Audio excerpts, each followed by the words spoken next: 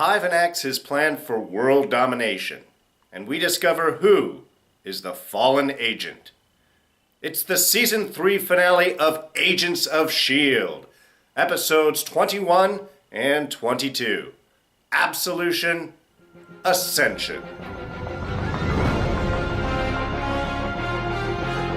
Alright, spoilers ahead, just so you've been warned. So, wonderful episode, and I gotta say, that was an amazing first half hour. A tight, straight spy sequence that felt right at the opening to a Mission Impossible movie. With wonderful fight scene with May, and an amazing little sequence with Brett Dalton as he was experiencing those multiple personalities that were living inside of Hive right after that bit of brain freeze. John Hannah, of course, hilarious as usual, and I loved his little bit where just as S.H.I.E.L.D. comes up and he's like, "Are you a S.H.I.E.L.D.?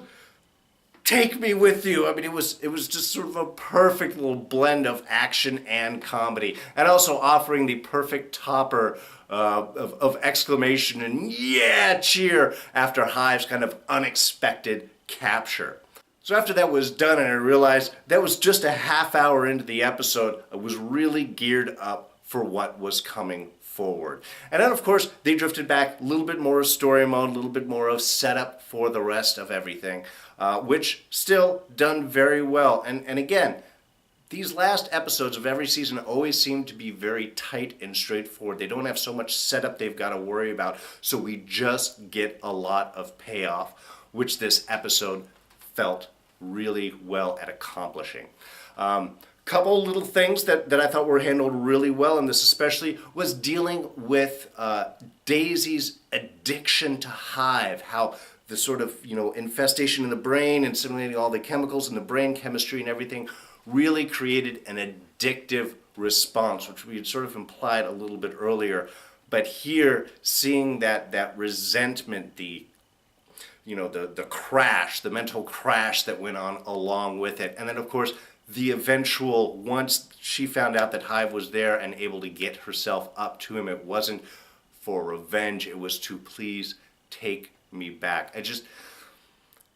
In looking at addiction and how that affects the psyche and how that affects people's behavior, I just thought that was a really well done sequence. I thought it really kind of hit to the core and also made that wonderful connection between herself and Lincoln, Lincoln having an addictive personality himself, having dealt with alcohol and other issues, being able to really relate back to her and really those signs of forgiveness. And that was another big theme that was going on when Matt came up and saw her. Of course, she's trying to push him away, and his just acceptance of what she was, offering of forgiveness and that pull into her, because that's really what she needs, is she's lost that connection that she had always searched for, had always hoped for, had it with Hive in sort of a dark sense, and then, lost it once Lash had pulled her out. Nice little sequence between Lincoln and May about Andrew and Lash also, of just trying to look at the positive aspects of what those sacrifices are. Though May wasn't exactly happy with that comparison either. She's much more of what can we do right now as opposed to dwelling on the past. And then, of course, we also had a little bit of game of where's the necklace as it was going from person to person and pocket to pocket and jacket and everything like that. Just sort of trying to bring up where, who was going to be the fallen agent. When it got past to Fitz, like I said last week, I knew that it was not going to stay with him that long. They've messed with him and Gemma way too much over the past two season finales. He was one of the ones that I figured was completely safe in this regard. Now, one thing that did a couple of things that did kind of get to me is one, the whole plan, I guess that's what you could call it, of hiding the bomb inside of the replacement parts for the hydraulic system. They came from Absolution, Montana. If you looked at the bill at the very bottom, you can see those were for the hydraulic parts, which Daisy had damaged. Now, Daisy seemed to have been very clear on releasing all the information that she knew about Hive's plan. And if we go with that, I'm not really sure how Hive was able to figure everything out. I mean, yes, Daisy did damage the hydraulics, but who's going to know who their hydraulics manufacturer and supplier is? I'm sure that they're not, hey, proud sponsor, proud supplier of S.H.I.E.L.D's hydraulic parts on the side of the building at Absolution. I don't think that would have been the case. So just how he would know that this was the particular supplier that they would get their hydraulic parts from without Daisy telling him seems a bit off. Otherwise, knowing that they come from Absolution, if Daisy had any idea about that at all, it would have been, Absolution, no, I don't know anything about that. I mean, it's the town for the hydraulic parts, but anyway, I just thought that was a bit of a stretch. Yes, perhaps Daisy wasn't being completely forthright, and though she was hiding that information, so was she then expecting that Hive would show up so she could, give herself back to him at that time? I'm not really sure about that either. So just one of those, up in the air questions. But like I said, it's kind of a small little thing. The other part was when Daisy did go up and load herself up into Zephyr and offer herself to Hive, and Hive, and then found out that she couldn't, that she was now protected from him. When she did that big reaction and then threw Hive back, I thought she had damaged Zephyr. I thought that was her plan, but apparently not, because of course the Zephyr took off. So that kind of surprised me just when they were able to get in the plane and take off. I thought that was Daisy's plan of throwing out the big quake waves and such right there. Also, great superpower fight scene between Daisy and Hive right there. Just the combination of martial arts and superpowers. Just Marvel doing a great job. And while they were on the plane, a couple of nice little sequences. One, May got knocked the heck out right there. That was perfect. And a great break in those little scenes. I mean, I understand you've got to have the touching emotional sequences, and those are good, and people relaying their stories and everything like that. But I just love that right in the middle of that, where May was about to kind of open up and express, like, I don't tell you this that often, I've never mentioned it, and before she does, just whacked with Gira's little, like, telekinetic thrown weapon. It was perfect. It was beautiful. It was hilarious. And I loved how it just sort of broke up that emotional moment more into an action sequence. And of course, that was followed up by Fitz's invisible gun, which was beautiful. I mean, I love Fitz, and I love his ability to switch from the science nerd now into kind of the action agent also. So those little switch, I'm really enjoying. Ian DeCastecker, man, you were awesome. I love that. So just a wonderful little moment right there. And then, of course, we got to see Hive's face. Last time it was just the, back of the head thing going on right there. So this time it was cool to really actually see Hive's face and his discussion with, the monologuing bit almost you could get there for the classic reference. Just talking to Coulson, saying, oh, well, I could do this, maybe I'll take your body and everything. It was nice, it was beautiful, it was a great little use of effects right there, just to kind of put the little topper on Hive's plan. And then, of course, we find out that Coulson was pulling a Blake with the hologram, so, awesome. Oh, and just real quick, I want to throw out a bit of an apology. Apparently last week, I referred to Joey as Carlos. My apologies. I know a guy that has the same last name as Joey, Gutierrez, and it just got confused in my head. I don't have as much excuse. I'm sick this week, which would be a wonderful excuse for making a mistake. Last week I had nothing. So again, my apologies for that. But it didn't really matter because we didn't see Joey at all in this episode. We haven't seen him since the team. That kind of makes sense. So it was, as I thought the other option was, it ended up being Lincoln, who gave his life to save everyone. I think it was a good, perfect ending of his character arc, going from somebody that didn't want to be involved to now being involved. Was kind of avoiding responsibility and now really kind of taking the ultimate responsibility. Giving his own life. As he said, he was the only one that could do it. That was the meaning of his powers, to short out the autopilot to be able to go up. A lot of focus on destiny in this episode, but that is part of at least how the Inhumans view themselves, as everybody, has their powers for a reason. So I didn't really mind all that. I thought that worked well in the scope of the episode.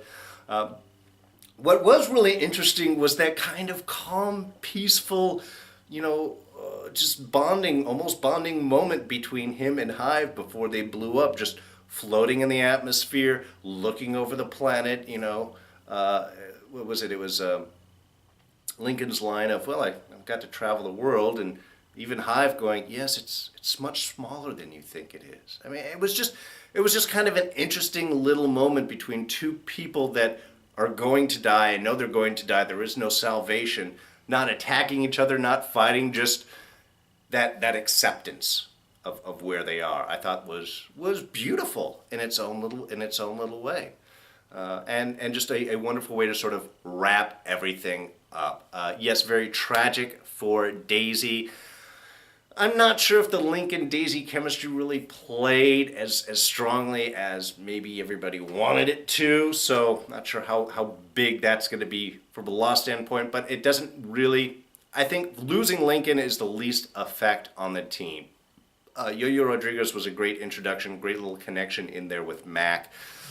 Lincoln kind of, I thought, sort of played himself out, did a great arc, and ended things up, well for himself. If he was going to go, this was the way to do it. And of course, that also means that this is the last that we will see of Brett Dalton. Brett, thank you for 3 seasons of just wonderful work. Starting things out as kind of just the quarterback frat boy, agent, looks bad, a nice manifestation of character, but once you begin the arc into Hydra and your dark side, and then following that up into the real descent into madness and the eventual manifestation into Hive, just great character arcs for him, and I think he played it well. He will be missed, but I think this is the proper time to say goodbye to him. You can't reinvent that character anymore, I don't think so. So trying to keep him around would just be kind of beating a dead horse. So I think they ended it really well and ended on a strong note. So Brett, again, thank you for all of your work, and we will miss you. Now, as exciting of all that is, I am sure the big thing that's going to be on everybody's mind is the 6-month leap forward. Kind of like what they did with the Vision at the end of here. Is now we're taking a 6-month leap, which will be looking around Christmas, mid-season-ish finale for S.H.I.E.L.D., depending on if they stay with a natural timeline. The real questions that do come up is, Daisy's on the run. She's out. She's apparently not working with S.H.I.E.L.D. She also has the name Quake given to her. Awesome with that. She seems to have been... She's doing a bunch of different things, but we see is she's giving the Robin that Charlie had carved, the guy that could see into the future that sort of started this whole little sequence into it, the homeless guy. She's giving the daughter the bird that he had carved. So... she's kind of making that connection there. Apparently disrupting some freeways, something about a bank damage. From just the headlines, can't really tell too much about what is going on there. But the other little odd sequence or statement that seemed to be in that is that Coulson he's talking to Mac, that he's got to go tell the director. So, either Coulson has been demoted, and somebody else is now the director of S.H.I.E.L.D., maybe Fury has come back, or they're undercover with a different organization trying to find Daisy and not being overtly S.H.I.E.L.D., and that's a statement of part of his cover, which I'm more inclined to think. And the reason that I say that is the Inhumans saved the human race. Everything Coulson did was bonus. I mean, even Talbot was saying to Coulson, earlier in the episode, the Inhumans did great. I didn't think that this was going to be the right call, but they really stepped up, almost giving some praise to Lincoln there for a moment when they passed in the hallway. And of course, with Lincoln's sacrifice, you can't really say anything bad about the Inhumans in regards to, yes, that they're on humanity's side also against the forces of darkness and evil.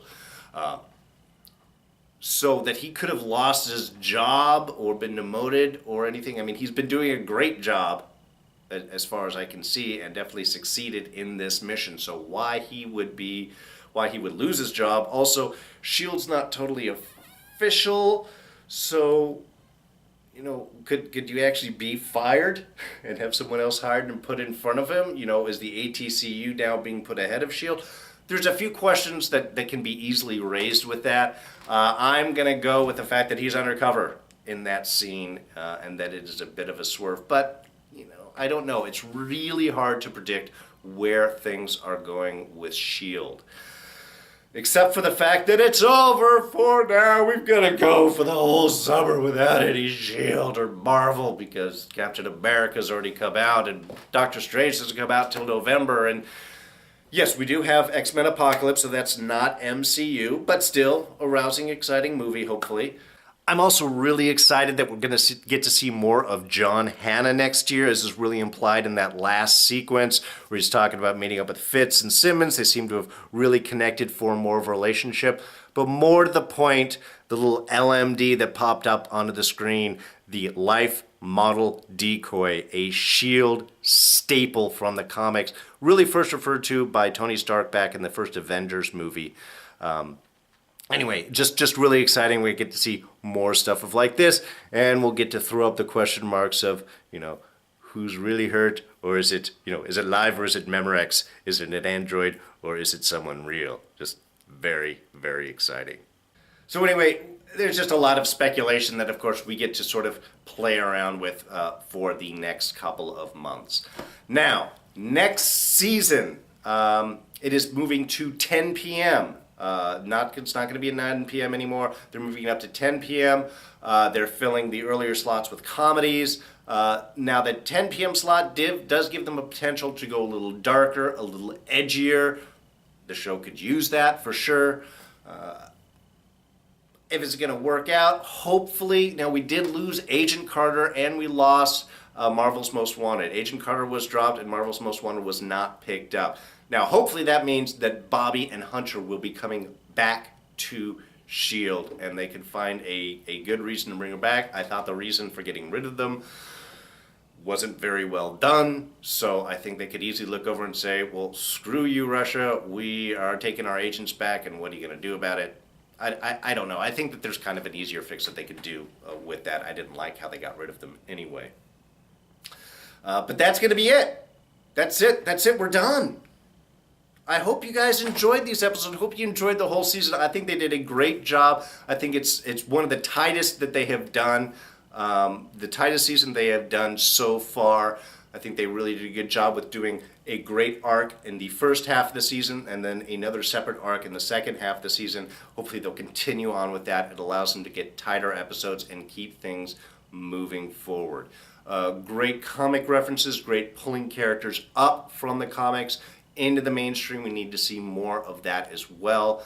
And just overall, we've got to be able to show support. We want ABC to keep S.H.I.E.L.D. on the air. It's supposedly in their long-term plans, but it's an expensive show to run. If they don't have the viewership, it's not going to maintain. That's just the business side of Hollywood. So hopefully we can kick viewership up and just, show them how much we love the show and we want them to keep doing it. So that's it. That's it for S.H.I.E.L.D. for the summer. Won't be back until September. I am doing Game of Thrones, and that's putting reviews of that on Monday afternoons. Fear the Walking Dead also, but it ends next week. So I'm not sure of all my summer plans. I'll probably throw out a little video to you guys and let you know what I'll be doing over the summer review-wise. I'm definitely going to do Mr. Robot from USA. The first season was incredible. The first episode I saw was like, man, this is Fight Club for hackers. And it totally is that. If you haven't seen it, jump onto Netflix, Hulu, wherever you can find it, and watch that. Next season comes out in mid-July. So there's going to be a little break on that. But like I said, I'll update you on what I'm going to do. But that is it for us. Please press the like button if you did enjoy this review. Go ahead and hit the subscribe button right there in red. It's right over here. Join us for Game of Thrones, Mr. Robot, and probably something else they'll do this summer. I'm looking at a couple of different shows. I just have to time things out so I don't overload my schedule. Anyway, comments, thoughts, questions? Where do you think we're going next season? Throw it down in the comments section below. We'll continue this dialogue there.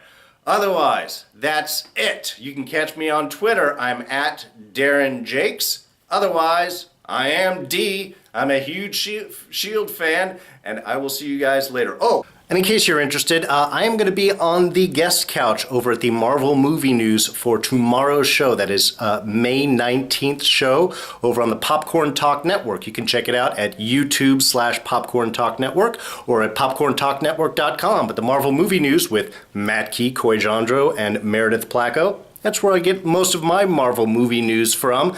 It's an awesome show. The guys do a great job, and it's my birthday tomorrow, so that's what I'm going to do. I'm going to sit there with the family on the couch and just hang out. It's going to be cool. Check it out if you want. I'll put a link in the section below after it comes up. I'm D. I'm out of here. You guys have a great summer. I'll talk to you soon.